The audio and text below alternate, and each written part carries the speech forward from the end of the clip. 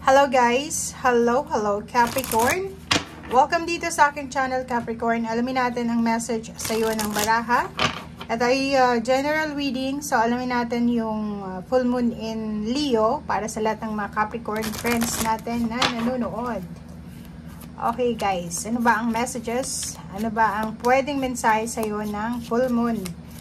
Ito yung full moon sa unang full moon sa 2024. Full moon in Leo. Normally, pag full moon in Leo, puro confidence and courage yung binibigay na mensahe. But titingnan pa rin natin. Capricorn. Okay.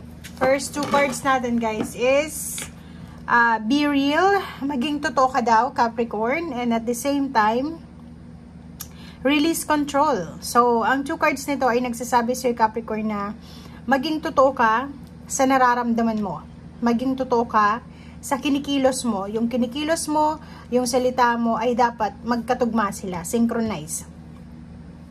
Release control. Wag natin kontrolin ang mga nangyayari sa paligid natin, Capricorn. So, for example, may mga bagay-bagay na disappointed ka, may mga bagay-bagay na hindi mo kontrolado. It's either relationship or work or documents, ano pa ba, mga promotion, salary increase, or kung ano man ito na gusto nating makuha. But sinasabi ng barahan na huwag nating kukontrolin. Okay? Huwag nating kontrolin ang sitwasyon.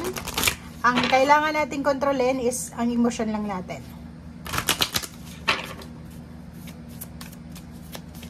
So, wala naman talaga tayong magagawa dito eh. Wala kang control, wala tayong control sa mga nangyayari sa paligid natin. Go with the flow.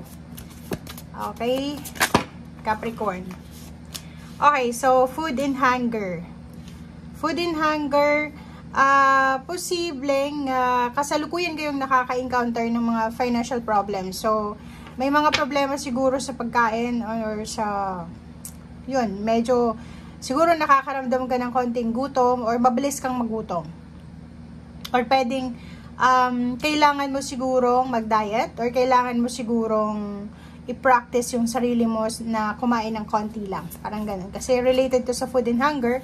So, pwedeng kailangan mo ng fasting or kailangan mo ng diet or plan para sa'yo. Kasi pwedeng sobra-sobra na yung ini-intake mong carbohydrates or kung ano pa man siya na sobra-sobra sa'yo.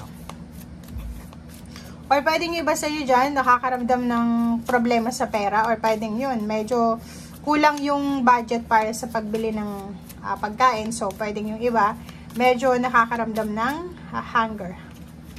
Okay, next is ships. Okay, so yung ships na yan is parang sinasabi ng baraha sa'yo dito ng movement, progress. Capricorn, nakikita natin dito na may iba sa inyo dyan na may hinihintay kayo na isang bagay or pwedeng maraming bagay kayong hinihintay. Like for example, travel, visa, citizenship, documents, promotion, salary increase, endings, positive endings na posibleng matagal mo nang hinihintay, problema sa pera, problema sa relationship, and posibleng ito ay parating na yung illumination, yung clarity, yung sagot, yung katapusan ng problema sa pera, problema sa relationship. Okay? Thank you.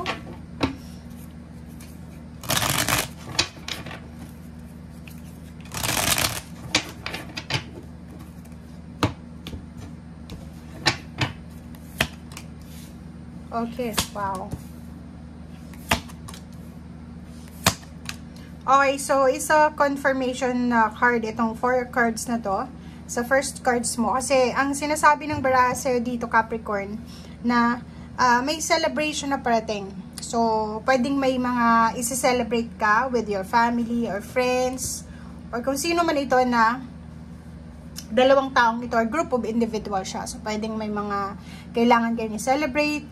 And Ace of Wands, nakikita natin dito yung excitement, yung passion, excitement, yung determination, and yung parang medyo overpower yung excitement dito. So, posibleng excited ka para sa mga paparating na okasyon. Pwede may graduation, salary increase, promotion, may birthday celebration, wedding anniversaries, or kung ano man siya. Okay? And yung 5 of Swords dito, mag-iingat lang tayo kasi may iwasan nyo dito, Capricorn, na yun na nga, naghihintay kayo ng promotion sa trabaho, or salary increase, or yung parang proposal, proposal sa kasal, or kung ano pa man siya. But be careful kasi pwedeng magdalawang isip yung taong ito na involved sa'yo. So, kailangan mo ihanda yung sarili mo. Okay?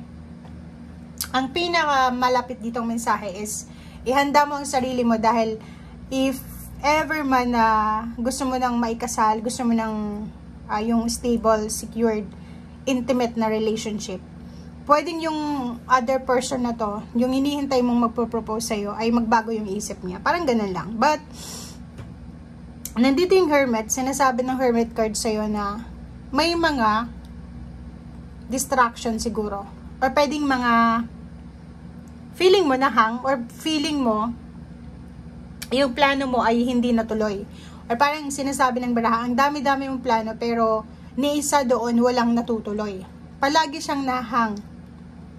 And etong Hermit card na to ay nagsasabi sa'yo, Capricorn, na gamitin mo na leksyon, gamitin mo na lesson, yung rason kung bakit yung expectation mo ay palaging hindi siya nangyayari. So, for example, in a relationship ka for several years and nandun na kayo sa leveling up na ng relationship pero hindi ka pa rin ino-offera ng kasal or ng stability, ng security.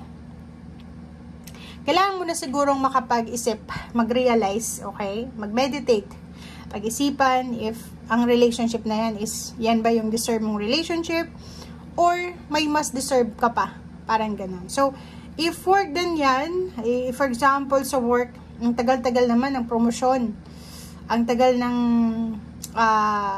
pagtaas ng posisyon mo sa trabaho, and pagod ka na sa paghihintay, palaging nahahang. Sinasabi ng baraha sa'yo dito na pag-isipan natin ng mabuti ang lahat ng decision making natin. Huwag tayong gagawa ng decision na pwedeng makasira sa diskarte mo eh. Kasi minsan, sa sobrang aggressive tayo sa mga decision making natin, nasisira kung ano yung nakaplano para sa atin. Seven of Swords, ito siya, diba? Mag-iingat ka rin sa mga air signs, Gemini, Libra, Aquarius, or mag-iingat ka sa mga impormasyon na pwedeng matanggap mo. Dahil pwedeng ang impormasyon na to ay makakapagbigay sa'yo ng stress, or pwedeng ang impormasyon na to is pwedeng makasira ng plano mo sa buhay. So, yan yung sinasabi sa'yo ng baraha, guys. Maraming salamat and see you again. Bye!